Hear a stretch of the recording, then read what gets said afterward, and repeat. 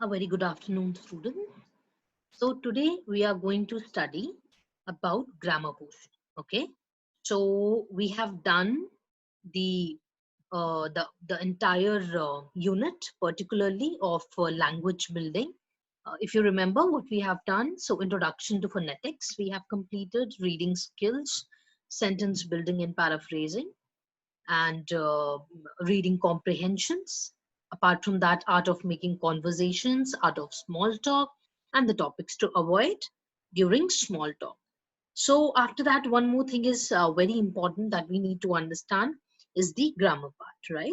Because if you really want to write perfectly, if you really want to speak without making any mistake, or without making any grammatical mistakes specifically, we need to understand the basics of grammar. Okay, so today's topic is introduction to grammar, and with the help of grammar, we'll understand the language much better. Okay, so let's understand the rules and a little bit of parts of speech and how can we improve our active and passive voice. Okay, so let's start the lecture. So first of all, it is very important to understand what grammar is. Okay, grammar is generally a thought to be set of rules specifying the correct ordering of words at the sentence level. That is one of the basic definitions of grammar, that it is generally a thought to be set of rules specifying the correct ordering of words at the sentence level. Grammar is a description of the rules that govern how a language sentences are formed. So with the help of grammar, what you get to know, or it really helps in a language, in making sentences, no doubt. And according to grammar only, with the help of grammar only, with the help of certain rules that we need to apply while we are speaking or we are writing, is something where grammar will help. So like for the formation of language sentences, grammar will definitely help. So that's why it is just, you can say, a set of rules specifying the correct ordering of words, or you can say that govern how a language sentences are formed, or basically how you start writing with the help of basic rules.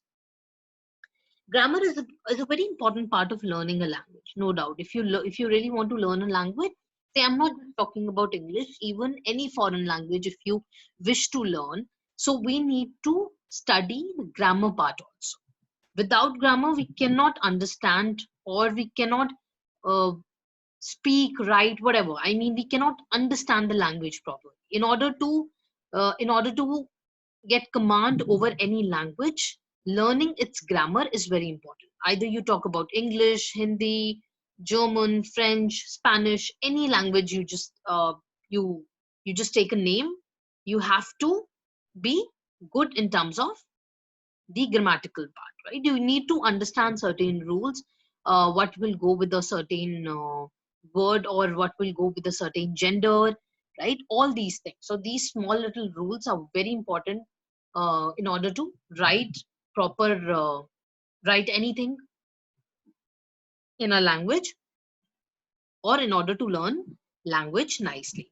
There is no doubt that language can be spoken and written correctly without learning formal grammar exactly. Say, for example, if we are more habitual of reading articles and newspapers, exactly it happens that we are more likely to form sentences.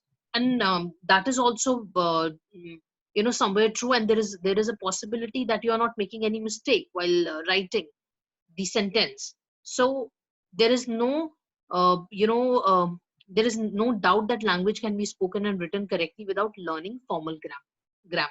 So even if you don't remember the rules, but still you are into this habit of reading and writing, so you are comfortable when it comes to form any sentence. But it always leaves scope for confusion.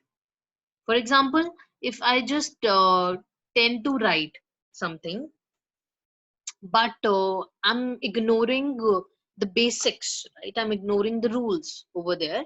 So what will happen? I'll definitely leave that scope for confusion, because what you are applying, are you applying the correct rule or not? All these things really matters a lot. I might know what to say or which word to use intuitively, but I may not be sure as to why I'm making use of that word. A basic knowledge and understanding of simple grammar rules gives the surety of correct usage. So exactly where grammar works, understanding grammar rules gives the surety of correct usage. Okay, that needs to be understood. So that's why it's a very important part of learning a language. Okay, so what grammar consists of? Grammar consists of parts of speech. One by one, we are going to discuss different parts of speech. So parts of speech helps in constructing language. It helps in language construction, and it gives surety of correct usage. It means if your grammar portion or if your grammar is strong, your command over grammar is great, it gives a surety of correct usage. It means whenever you are writing a sentence or para, anything, you're speaking a language, so at that moment, it gives a surety that you are going to apply the correct grammar, right? So it helps in language construction, and it also gives you a surety of correct usage. So whatever you're going to write, that will be correct, right? So that is how it helps you in order to write perfectly fine, or you can say it helps you in understanding language correctly with a set of rules. So what are the parts of speech? Let's have a look. Nouns, pronouns, verbs, adjectives, adverbs, conjunctions, preposition, interjections, and articles. These are the following parts of speech that we have to discuss. Okay, so very first is noun. Since sixth standard or fifth, you can say fourth, fifth standard, we are studying a grammar portion, right? And we started with a very basic concept, or you can say a part of speech when we started language learning or language building, that is noun, right? So when we define noun, we say people, places, things, these are known as nouns, right? So we have certain examples here. If you can have a look, people like father, pilot, that is an example of a noun in terms of people. Places, school, America, right? Somebody's house, that is a place. Things, toothbrush, okay? All these things, say anything, chair, table, right? Television, anything. These are the things. So people, places, and things, these are nouns specifically, okay? Pronoun, a word used in the place of noun. Or you can say that describe the quality of a particular, the things over here. If you will see a word that used in the place of noun, so basically it is about how you're using a particular word in the place of noun. So it is talking about noun only, but you are using a different word here, okay? So examples are like I, you, he, she, it, they, each, every, either, neither, anyone, someone. That is the example of pronoun. So it's very easy to understand. Say, for example, I don't want to say Ram is eating. I can say he is eating, right? So I don't want to say that Ria is a pretty girl. I want to say she is a pretty girl. Okay, so so Ram, Sham, Sita, and Geeta are going to watch a movie. So I can always use they in spite of using all the names, right? So if you want to use a word in the place of a noun, basically that is known as pronoun. So I, you, he, she, it, they, each, every, neither, anyone, someone, all these things. So they are going to watch a movie, okay? Or they are going to the temple. They're going to the market. In spite of saying Ram, Shami, Rita, and Hina, they're going to the market. So it's basically a word used in the place of noun, that is a pronoun. Okay, verbs. So most of us understand verbs. Most of us have heard that the definition of verb is any action, expressing action, or something that a person animal, force of nature, or thing can do, right? We all understand verb that it is an action, right? Flying, chasing, eating, playing, cycling, right? So we understand verbs how? Through action, because we feel that verb is an action. But remember one thing, any action is not only verb. There are other verbs as well, which are also known as linking verbs. So action verbs expressing action, something that a person, animal, force of nature, or thing can do. Flying, chasing, in fact, wanted, want, learn. These are also known as action verbs. Linking verbs do not express action. Instead, they connect the subject of the verb to additional information about the subject. For example, am, is, are, was, were, has been, are being, might have been. What kind of verbs these are? These are linking verbs. Right? So, for example, I want to say I am Rachita Rawat, right? So here, am, you can definitely understand this as a linking verb that do not express any action. Here, I'm not expressing an action, right? But it connect the subject of the verb to additional information. Okay? So I have been doing this since morning. They were going to the party. So a linking, connecting the subject. Okay? He was hungry at that time. I have been studying since morning.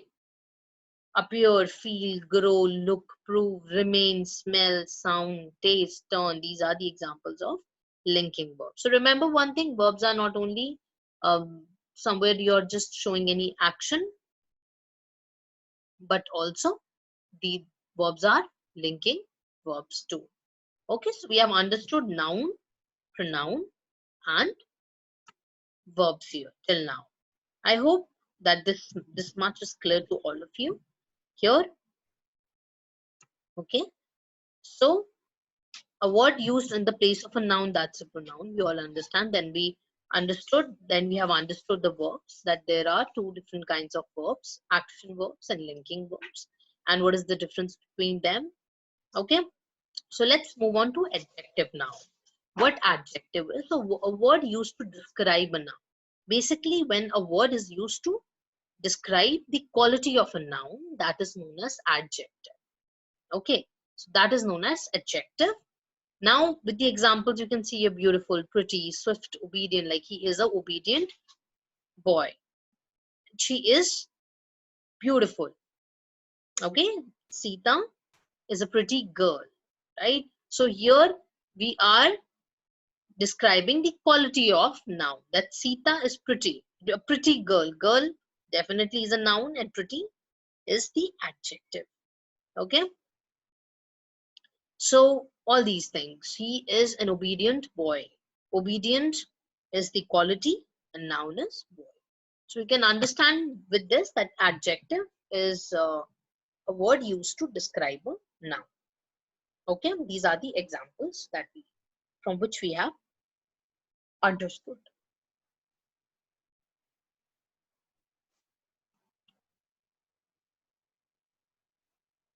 Okay, so the next that we have is adverb. Now, what do you understand by adverbs? Words that describe a verb. So, for example, adjective is what? It describes the quality of a noun. So, same as adverb. Adverb describe the quality of a verb. It means quality of an action. Okay, exactly like adjective, adverb also do the same thing. Adverb describe the quality of an action, or you can say adverb describe the quality of a verb. Words that describe a verb, simply, mostly, if you will see, most of the times the adverbs are ending with ly words. Ly words are there. Answers these three major questions here. If you can see, you just need to answer here, like for example, when, how, where. You can see here two of them are visible. It rained yesterday, he is coming soon. So if you can see here, it rained yesterday. Raining is what? Is action, right? Is verb. And yesterday, describing a verb, right? That is yesterday. He is coming soon. Coming is action, while soon is the quality. I mean here soon is an adverb.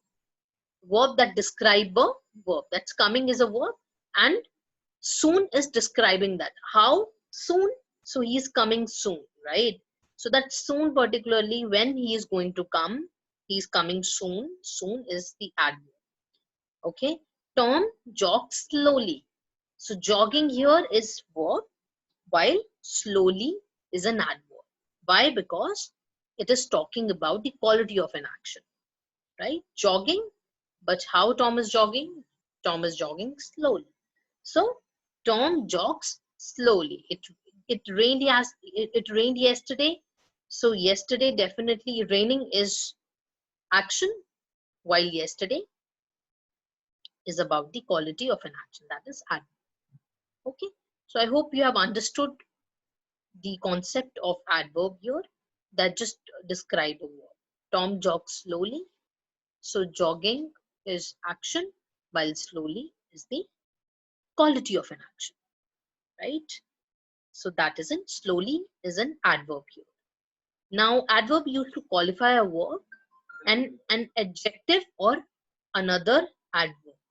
Examples: quickly, briskly, fast, so, very, little, much. These are the examples of adverb. Why? Because it used to qualify a verb. Say, for example, he walks fast, right? Or you are eating food quickly. Finish your homework quickly. I'll eat little bit. She is very pretty. She is even these are certain examples that help in understanding verb. He is a fast runner. These are certain examples. Okay. I'll eat little bit. So adverb used to qualify a verb and an adjective or another adverb. Prepositions. A preposition links nouns, pronouns, and phrases to other words in a sentence. Remember that. What preposition is? Preposition links. Basically, it is a kind of link you can understand, with which you are able to link noun, pronoun, and phrases to other words in a sentence. That indicates the temporal, spatial, or logical relationship of its object to the rest of the sentence. So with the help of preposition, you somewhere give a meaning to an object. The book is beneath the table. So what will happen if the book and the table, I mean, there's no connection, right? Now, how preposition will work here? Preposition will try to link the noun, pronoun, or whatever phrase is here with each other and giving this a logical relationship. So you can see here the object book is getting a link, or you can say connection with the table. There is a formation of logical relationship here. The book is beneath the table. She read the book during class. So during is a preposition here. She read the book during class. The book is beneath the table. Preposition is beneath. Preposition is a word which shows the relationship between two words in a sentence. Okay. So basically it helps in that. In, on, at, from, over, under, beside. These are certain examples of preposition that we use in our day-to-day language. No doubt, without using a preposition, we cannot form a sentence. In order to link everything, we need preposition. For example, on the table, the book is kept on the table. Okay, she is looking at you. The cat is sitting under the tree. Right? So all these things. She is sitting, she or he, whatever, she or he is sitting beside you. What is a conjunction? A conjunction, a word used to join words or sentences. That's very easy to understand. A word used to join words or sentences. Examples are like for, and, nor, but, or, yet. Conjunction is again very important. If you want to join words or sentences, you have to use conjunction. Though I did all work, though I did all my work, yet I wasn't able to get the reward. Okay? Anything but or yet, anything that you use. I practiced a lot, or I did a lot of hard work, yet the results were not good. Okay? Anything. For nor neither I'll eat toffee nor chocolate. I tried my level best, but I was failed, right? Anything. So I'll go there, but after that I will sleep. Anything, right? Something you can make with conjunctions. I'll eat, but I'll also go for a walk. Okay. Interjection is a word which expresses some sudden feeling. That is like wow, sigh, all these things. You must have seen certain sentences whenever, say, when you're reading anything, novel, some stories, you must have seen such examples of interjection, because a word which expresses some sudden feeling. Say, these are being used by narrators a lot. If you will see students, these are being used by narrators a lot. Wow, sigh, wow. It was a it was a pleasant moment. Anything. Wow. For such, the moment you see any surprise, you say, wow, such a beautiful scenery. Right? So anything. So a word that expresses some sudden feeling, sigh, in last, this happened, right? Articles like a small words used before nouns. And examples are bookworms leave no page undone, right? A and you can see here, like they leave no page undone. So basically, those specifically who believe in using correct grammar, right? A and the. So these are the examples of articles. How words are combined and used to form legible and coherent sentences. Noun and verb structure. We have different structures here, if you can see. We need at least a noun and a verb to make a sentence. Like Ram runs, Sohan plays, right? The baby sleeps, mother walks. Noun verb noun structure. Ram runs on the ground, Sohan plays tennis, the baby sleeps on the bed, mother walks in the garden. Okay, so the next that we have is pronoun and verb structure. I run, you sleep. This basically we are using a verb here and pronoun here. So you can see I run, you sleep, he shouts, she cries, it sings, they talk. Now it is a structure of adjective and a noun. Like big table. You can see here quality of a noun. Small girl. How is a boy? Boy is naughty. Pink frock. Funny joke. Right? So boy is a noun here and naughty is the quality. That means adjective. Adjective plural noun structure like big table, small girls, pink frocks, funny jokes, naughty boys. Right? Just adding plural word here. Adverb and adjective structure. She is a very beautiful girl. You can understand here very, rarely. As I said, mostly if you will see the adverb adverb examples, or you can say adverbs, they usually end with ly. Very, really, so pretty. Right? So she's a very beautiful girl. Your gift is really nice. Her son is so intelligent. You can see adjective is also a beautiful girl, and very is also it as an adverb. And if you can see, it is ending with ly, really nice. So ending with ly, it's an adverb, right? Her son is so intelligent. Her house is pretty big. So big is again big house. You can understand adjective here, and pretty is an adverb. The class is really noisy. Noisy is again adjective, and adverb here is really. Okay. Verb and adverb structure, like he runs fast, right? She sings sweetly. I write. Write is an action. Neatly is the adverb because it is talking about the quality of an action. Boys eat quickly. Rohan speaks fluently. Conjunction, Ram and Shama are friends. Him or Seema will get the first prize, right? But we use Ram and Shama best friends. He is foolish but honest. She is good but lazy. Right? Preposition, the dog is in the basket, the dog is on the chair.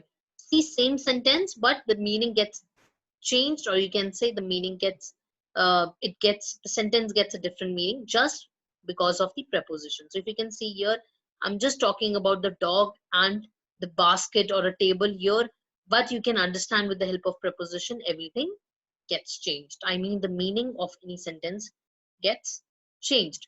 The dog is in the basket, the dog is on the chair, the dog is beside the table, right?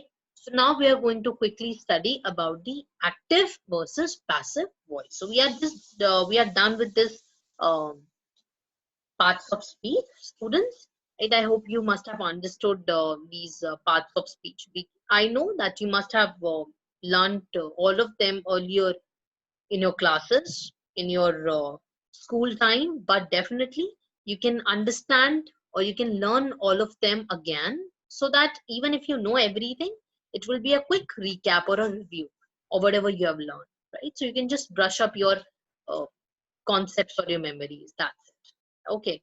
So whatever you still remember, you can just brush up your concepts or your basics.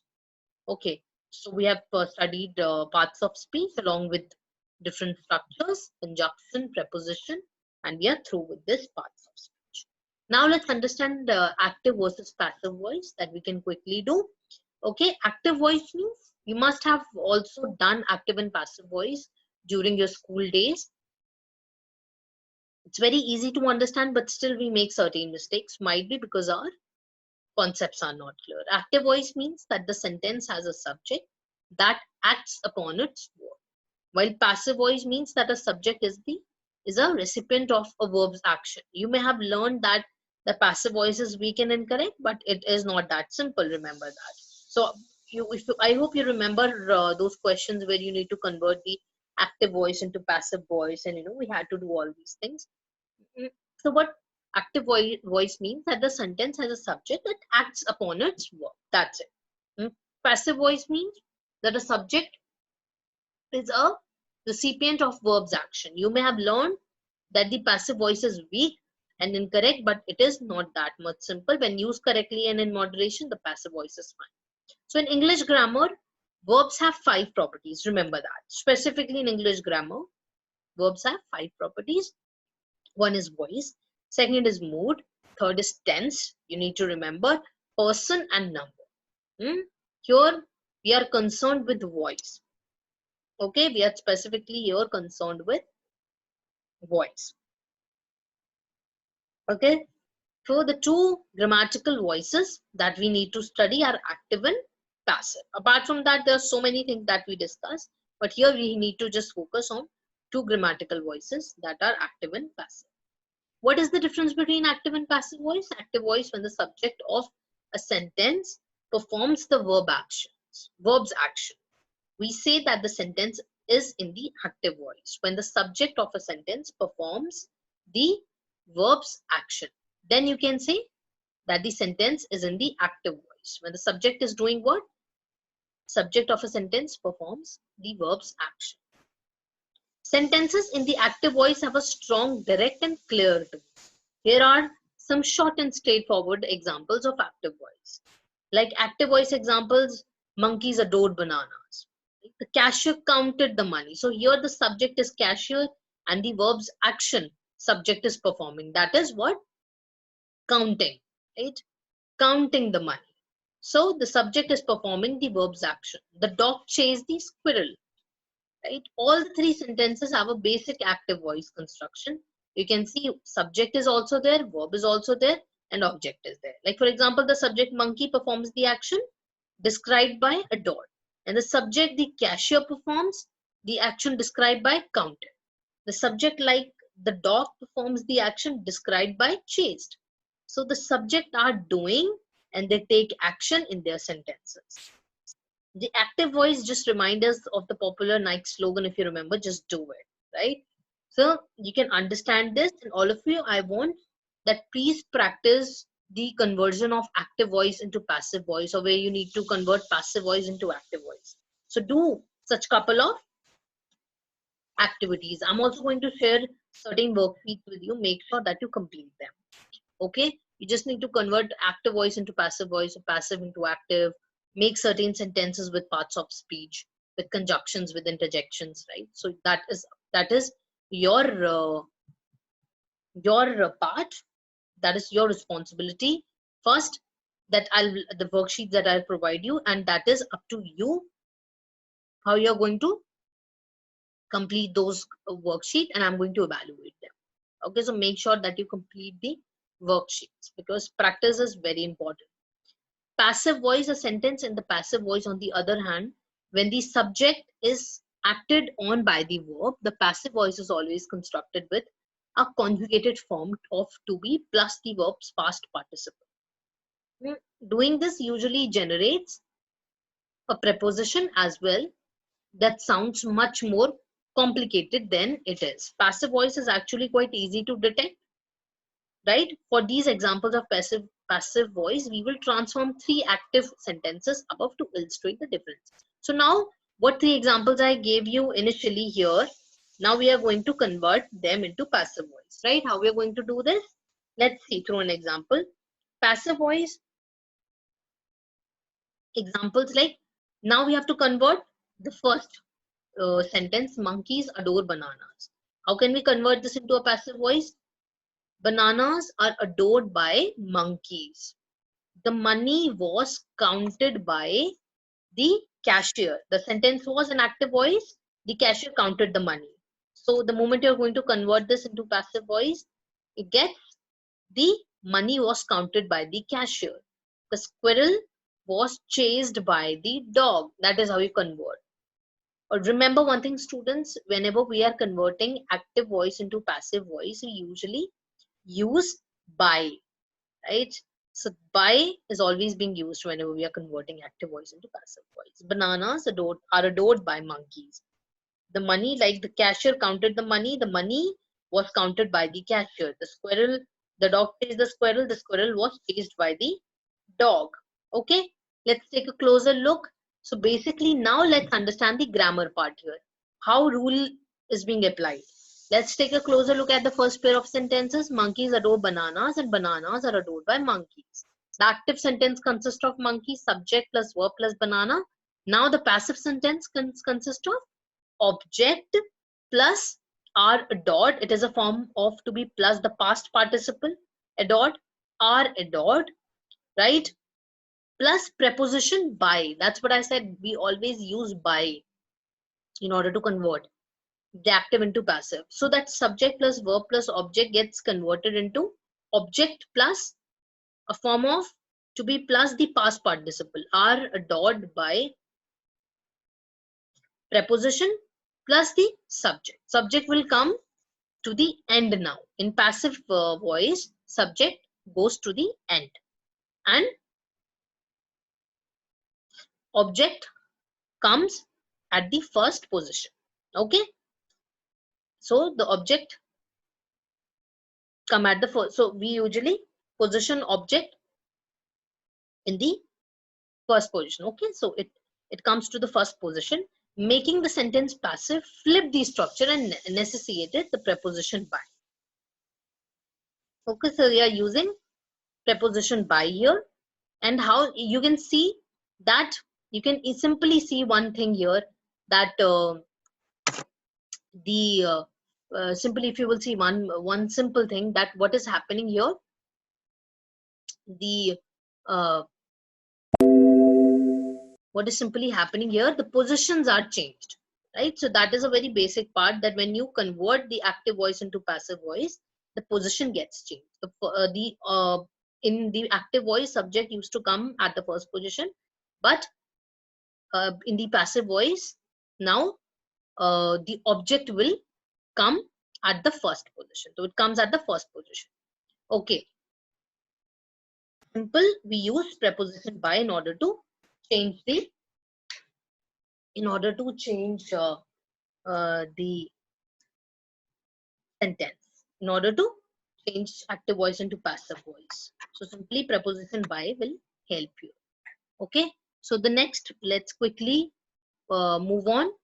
When to use active and passive voice? Using the active voice conveys a strong, clear tone, and the passive voice is subtler and weaker. We always say that. There are some good advices. Don't use the passive voice just because you think it sounds a bit fancier than the active voice. But that said, there are times the passive voice is useful and called for. Take the squirrel was chased by the dog, for example.